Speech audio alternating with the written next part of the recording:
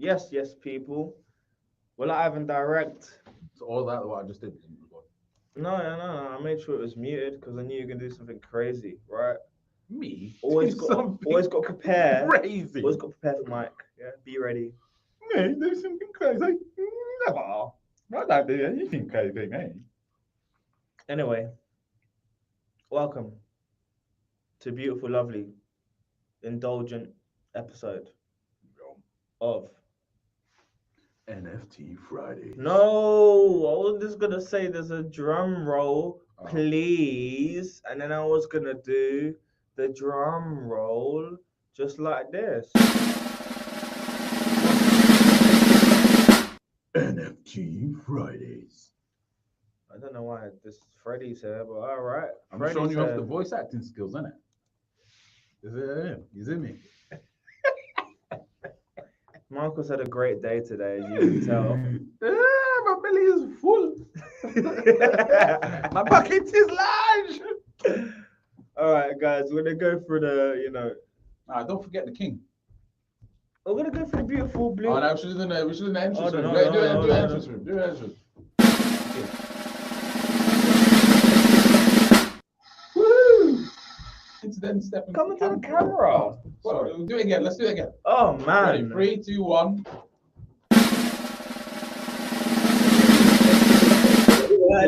Sorry. It's fine. We'll practice. Well, that's Mark, everyone. For everyone that doesn't The know. man behind the scenes. The man behind the scenes, the man with the plan, the guy. Right? That's it. Boom. So. Oakley dokily. Well, today, guys, we are going to go through the most exciting thing that I think you've ever seen. The disclaimer.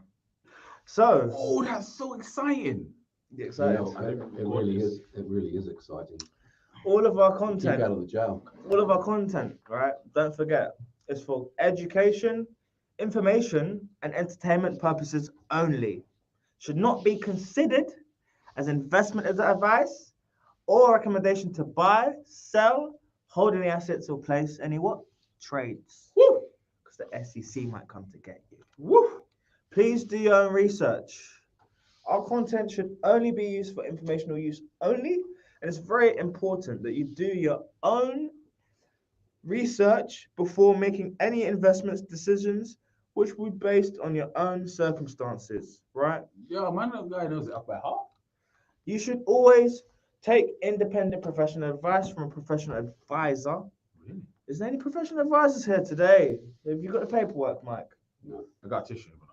That's not the right paperwork. Have you got the paperwork, Mark? no way. I ain't got the paperwork. So guess what? We're not professional financial advisors, guys. Who'd have thought it? We don't say it every week. Or make sure that you independently research and verify all information which you made to rely upon on our show, right? And you should always make sure that you understand that all investments come with what? Risk. All investments come with risk. And it's very important that you please do your own research. So, just like to say, we're not financial advisors, guys.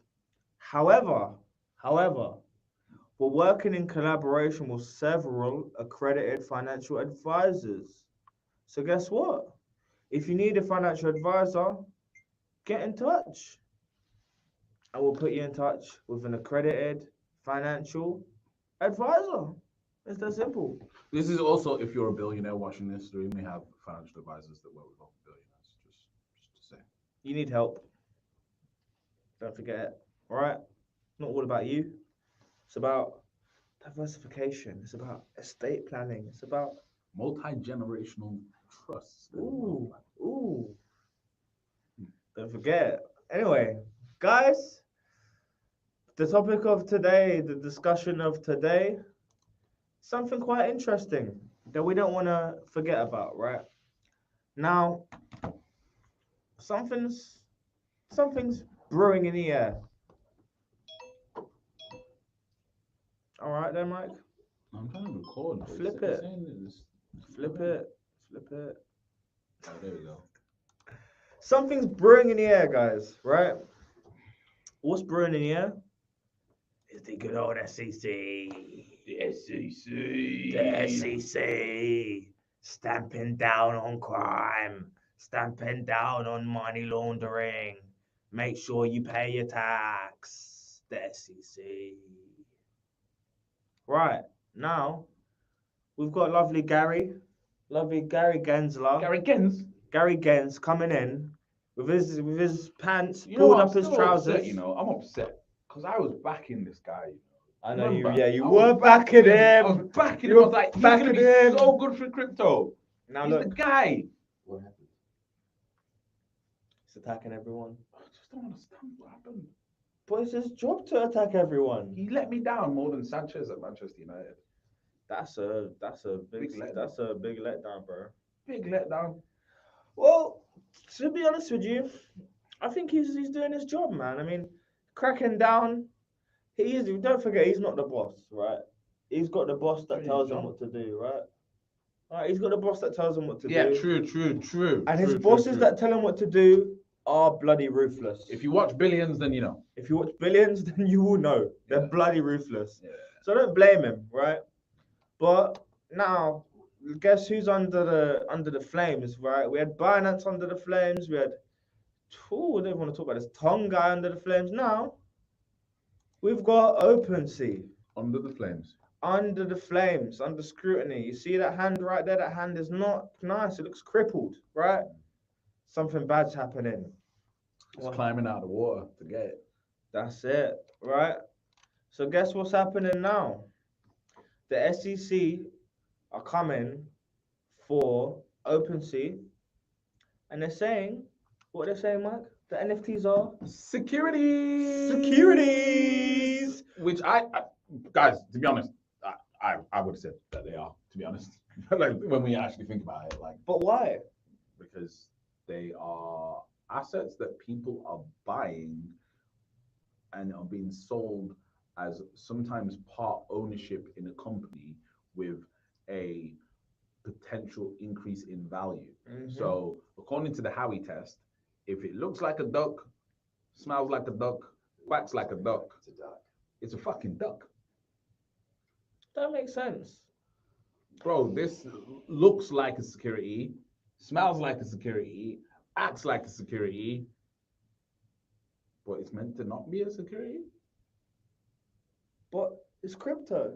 So if I say to you, you can buy this NFT and own part of my business, and my business is expected to go up in value. What, can I ask you a question? How did no one see this coming? Like Let's say I own a business that has classic cars, Yeah. and you can buy shares in those cars. Yeah. That's not security.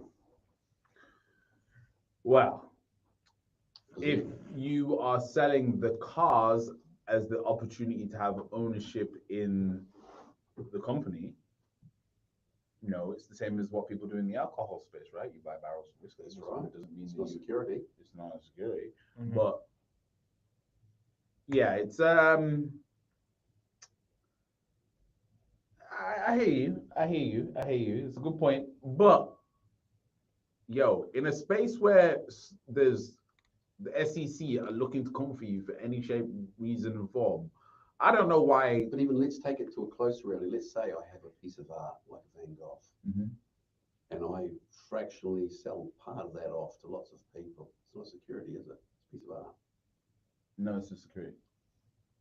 It's a security because what you would do is you would register the art as part of a company and then sell it off. That's what platforms like Masterworks do. So it is technically security. Depends on the way that you do it. However, with this, I think this is an attack. Because wow, who would have thought it? It's an attack. Yeah. Like this is an attack because What's the bigger picture, Mike? What's the bigger picture? Can I the bigger picture is wait, before you give it to them, Let me just read this wording right here, because this wording's kind of making me giggle a little bit. For example, if you mint stock certificates as NFTs and say you can claim dividends using these, then those, of course, sound like securities. But it's not the NFT people accept to find on OpenSea, NFT.io, and other marketplaces. Of course. Well, it's anyone can upload any NFT. So how you controlling that? How are you controlling it? That's like creating eBay and going, we are never gonna sell socks, bro. How are you stopping the people selling socks? Yeah. You know. So you flawed. So why I think this is interesting is because clearly, let me just give you a bit of insight into the big boy game. Big boy game. Big boy game. People launch these companies, and one of the fastest growing companies on the planet in the last 10 years, probably in the last 100 years, is OpenSea because of its valuation. After your Series A, your Series B, your Series C, what normally comes next is your IPO. Now, OpenSea, we're going to do an IPO. So that means that all those early investors had some big boy valuations. They were like, whoa, I'm going to cash out. 1000x. Yeah, here it comes. And now they clearly had some ops somewhere. And someone pissed off someone and didn't get in the deal. And it's now like, okay, you didn't let me in the deal. All right. Gary, I need you to clean this up for me. Gary, you got to do some work. go pull the trigger. Boom. But they could have done this ages ago. They could have done this a year ago, 2 years ago, anytime. But they chose now. Why did they choose now? Because of the IPO. So now that valuation has dropped crazily dropped that valuation. So now guess what has happened? You have to go through a whole load of new legal battles, and them lawyers are going to make hella new fees of recalculating this whole new IPO. It was the valuation that go through the floor. And the valuation is going to go through the floor. And potentially it might not even IPO anymore. Yeah. Potentially it might get acquired now. Oh, who could have said that? Who would have thought it? Who would have thought OpenSea might now get acquired? That would be strange, right? Imagine a company like Coinbase acquired OpenSea. That would be strange. Oh, I wonder why they would do that. That would be very interesting. Very strange. That would be very interesting. Oh yeah. Well, you know, Mike suggests things sometimes, and sometimes they happen. But I don't know anything. We don't know nothing about nothing. I don't know shit. I don't know nothing. We just edutainers. I'm just a storyteller. I like making up stories. I just really like storytelling, and I just let my imagination play and go, oh, what would happen in this story if it was a story? And sometimes stories go far. I've got another story actually. Well, come on, do shit. If you go to the emails, the Gmail emails, I think I sent it there. I think I also sent it to the .com. Okay. Yeah, you want to stop sharing? You want to stop sharing? I'm not sharing this. You said stop sharing. I'm sharing this. I'm sharing this, right? Okay. Wow, magic. Go ahead. Okay, go to news. This one here. Oh, yes. Oh. There was once upon a time a guy called Michael Harding. Oh. He lived in a land not so far away. I remember this. Decided to tell a story, and in his story, he told of What did he tell? a multi-billion-dollar company that had maybe pulled some strings to get some lawsuits on some other companies, and thought that nothing would ever come back to them. Correct. Even though they were up to some shenanigans themselves. Shenanigans. The absolute shenanigans of shenanigans. Because sounds deadly. Sometimes, right, in tech, you have this thing called a GitHub, right? And this is where you got loads of code. And somebody doing this thing called open source, right? Which just means that you can take people's code and just copy it. So if I have 100 billion, or let's call it 50 billion, right? Yeah. And I take 4 years to make an improvement, even though I have 50 billion. Yeah. Would you call that some shenanigans?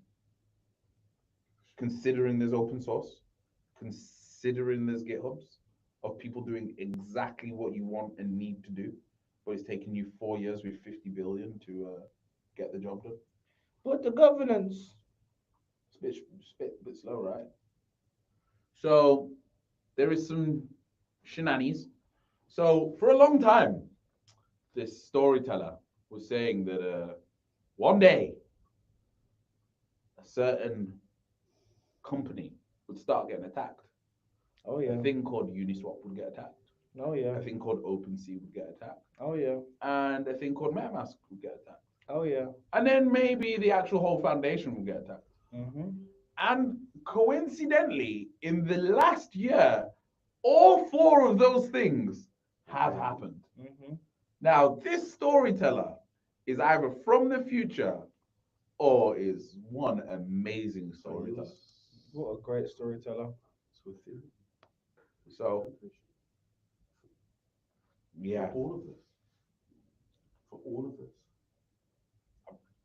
I have no comment on the name of the company. I'm just telling the story. Oh yeah, the con guys. So I Maguchi. So let's just read this article anyway about Ethereum. It's got nothing to do with the story I was telling before, but the lack of transparency around. Let's keep reading. The lack of transparency around the Ethereum Foundation spending is in the limelight this week after an on-chain transfer of 94 million from the foundation's treasury to Kraken was detected on Saturday. Oh God. 94 million. Okay. This prompted EF Executive Director Aya Amaguchi to clarify that the transfer. See how you stopped me? Oh, SD card full. Oh wow. Oh well. That due to regulatory complications, the foundation was prevented from sharing the plan in advance, but there will be planned and gradual sales going forward. In a separate post yesterday, John Stark at EF provided a first glimpse of a breakdown of the foundation's spending for the last 2 years. He clarified, however, the full details are expected to be published before DevCon 2024. Should we have a look at the spending?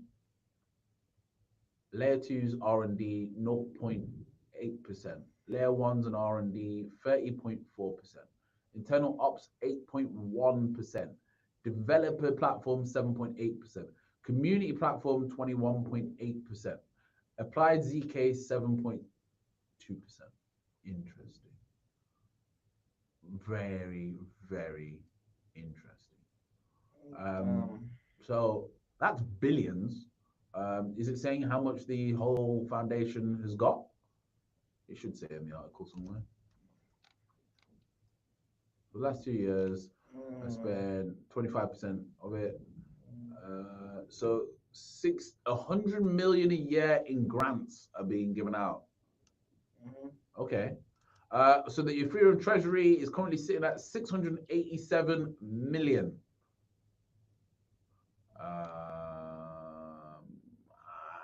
don't think it's just 687 million. Like for me, I'm trying to do the maths here, right? So if your market cap was 400 billion and your foundation is 100, is what? 687 million. That's a lot of money. Like, wait, where is it going? 400 billion market cap, 600 million foundation treasury. Can we work out what the maths is on that? What percentage they're saying is in the foundation? Because let's ask ChatGPT. So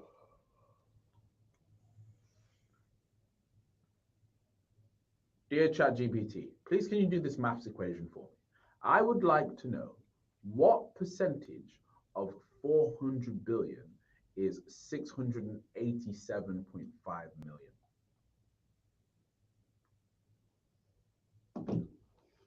And the answer is,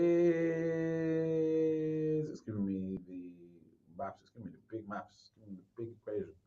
Oh, it's 0.17%. So 400 billion and 0.17 is in your foundation. I believe that. I believe that. You see me?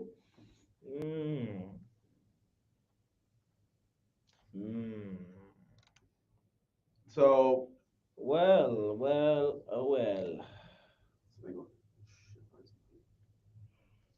Oh. Well. Yeah. Well, the company's run by a dev. Well, they say the company is run by a dev, isn't it? Yeah. I don't know. There's another co-founder called Joseph, right? Mm-hmm. I don't know if he is a dev, but you know, let me just Google him and see what comes up if he's a dev. Is Joseph Lubin a dev? And what job did he have before? And No, Joseph Lubin it was a mix. co-founded several companies. Oh, this is his wiki page. Career. Oh, his wiki page has been tidied up a lot. It has. What's the test? So the bottom page is still there. Lubin graduated from Princeton University and worked with Goldman Sachs, and he's a roommate with Mike Novogratz. Roommate. That's crazy. That's crazy that he's a roommate with Mike Novogratz. That's actually mad. I didn't know that. That's actually mad. That's mad. That's mad. Man, like. Wow. Man like Novogratz. That now makes me think Novogratz's pockets are a little bit bigger than I thought. Mad, Novogratz was ripped. Bro, these stories, when you do your research, get even more mad, isn't it? It's mad. Bro, that's crazy. Explain for the novice what this actually means. Mike Novogratz runs Galaxy Digital. It's one of the biggest funds in the whole of Web3. Oh, mad. That means he's got the inside the place. Yeah.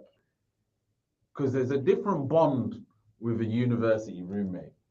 That's boys. That's you telling each other everything. That's you coming to the baby's christening. That's you coming to parents' funerals, everything. That's like different level. Scary. Wow. Very interesting.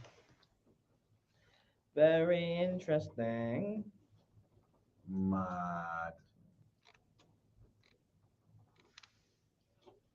Very interesting.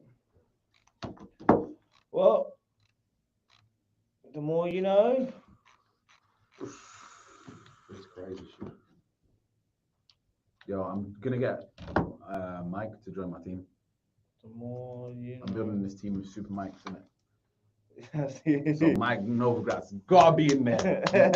Gotta be in there. Super Mike. Now just imagine me, Mike Novogratz, Michael Sossenheim. Boy, big Mike's in the building. That's hard, bro. That's mad. I'm gonna do an event and that's gonna be the panel. Just Mike's. Just mics. Big mics. Mad, innit? That's crazy. People would be paying some serious coin for that. For the big mic panel. Yeah, man. Yeah, it was. Big mic panel sounds good. The only way you can get in is paying 1 Bitcoin. That's it. That's the ticket. 1 Bitcoin. You get to come in and have a private chat with the big mics. Big things. Yo, Mike, Novogratz. I see you, bro. I'll see you in Singapore, yeah? Come, let's go.